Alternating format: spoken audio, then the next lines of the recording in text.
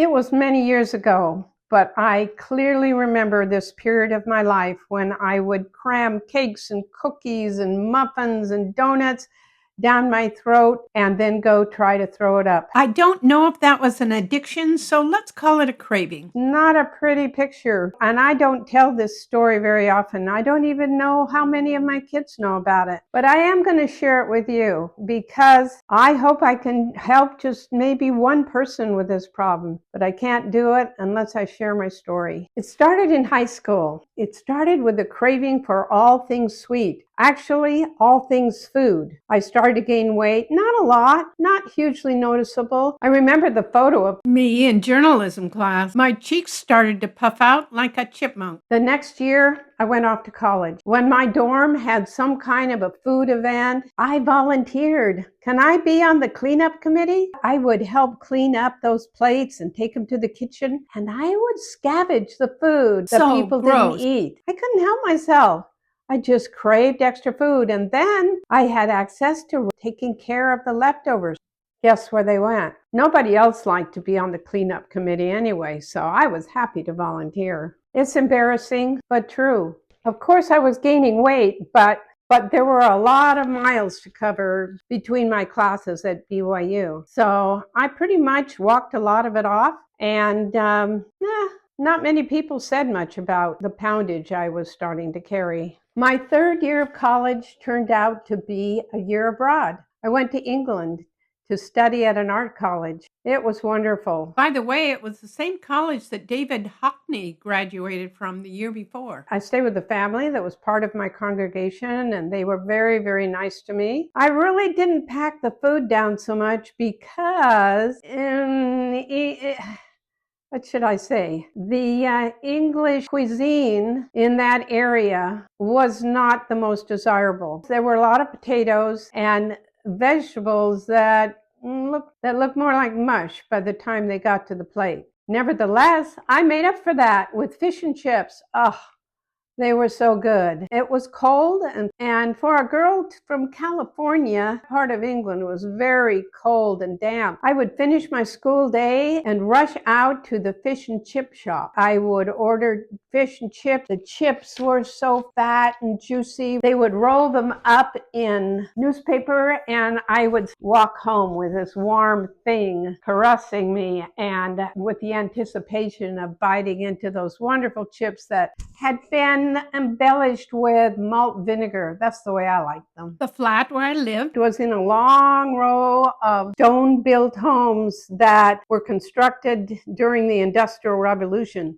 The Clos was out back, and it was very cold. The whole winter, I never sat down on the toilet seat because there was ice on it. The walkways were still narrow when I lived there. The high walls trapped the wonderful cooking smells of the Indian culture that lived there now. I was so jealous of the people who sat at those tables. I really miss spicy, flavorful food. So when I got home, the bland food wasn't that interesting for me, so I wasn't overeating there, and there were no desserts. So that helped me out. It was the fish and chips that was my downfall. This is a little side note. During my walks to and from school, there was an Indian shop, a little place, mom and pop store that sold Indian food to help make all these curries taste delicious. So I noticed on the cement floor a wicker basket, and it was full of dried corn. And I was looking at that and I thought, I wonder if I could make popcorn out of that. I asked the shopkeeper for a few ounces of this corn, and she filled this little, this cone-shaped paper bag. Now, they didn't have plastic in those days, with these dry kernels. And so I carried this trophy home and surprised my host with showing them how to make popcorn. I wasn't sure if it would work, but it did. We had popcorn fill that pan, and they were amazed. Only the cinema had the magic of popcorn, but now we could do it ourselves. And what a wonderful treat that was. It also gave me a chance to have a buttery taste of home. So when I returned home from the UK, I decided to skip a year and work to earn money to pay off the VW Bug that I bought and brought home when I was in Europe. That's when food started to become a real problem. So here's a happy memory. Does anyone remember the helmsman?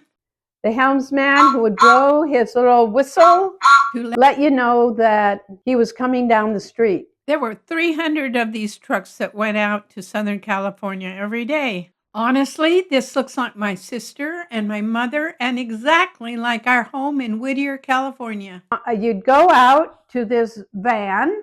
They'd open up the big back end of the van.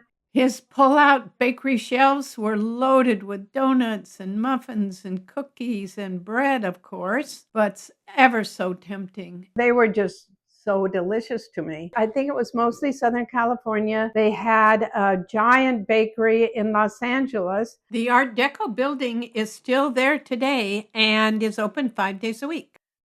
I remember coming home from work and getting into the large, it must have been 2 feet wide and about this high, bread drawer. But there was more than bread in there. My mother put in cake and pies and... This AI-generated image is very much like my mother's bread and cake and cookie goodie drawer. I remember there were all kinds of, just everything was in there that was sweet and good. But not after I got to it. I would try to eat everything. I would just shovel it down. She kept the See's candy on top of the refrigerator. I'd get into that also. And then I'd go back in the back of the house to a remote bathroom and I'd try to throw it all up. Wasn't always very successful at that, but I really felt something needed to be done about my problem. I did recognize it now as a problem. Didn't want to do anything about it, but I recognized it. And I started to gain more weight and I just wasn't feeling very good about myself. Not at all. So what happened? What did I do about it? As a person of faith,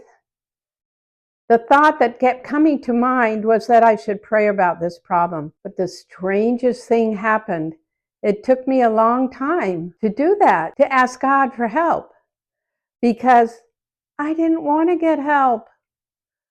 I knew that I would get help if I prayed for help. But those cravings had such a strong hold on me, I didn't want to let them go. So I put that off for a while, but finally, my faith was pretty strong. I remember one day I got down on my knees and I asked my Heavenly Father to please help me because I needed help. And so it was a slow process, but what happened was that I just didn't pray to stop my bad habits. I also prayed for a plan to follow. I adopted the strangest diet. No nutritionist would approve of it, I'm sure. My premise was to keep my taste buds from getting excited. So every night I had a dish of lettuce with a boiled egg and ketchup for dressing. Sometimes I added shredded carrot. Very naive thinking, but I added buttermilk because I didn't like buttermilk and thought it would make me lose my appetite. On weekends, all bets or diets were off. I ravaged my mother's goodie drawer. My goal was to lose a pound a week, but sometimes it went a little longer. I eventually lost 30 pounds at least, and Mother got her drawer back. I'm not advising this regimen for anyone at all. But the point I'm trying to make here is that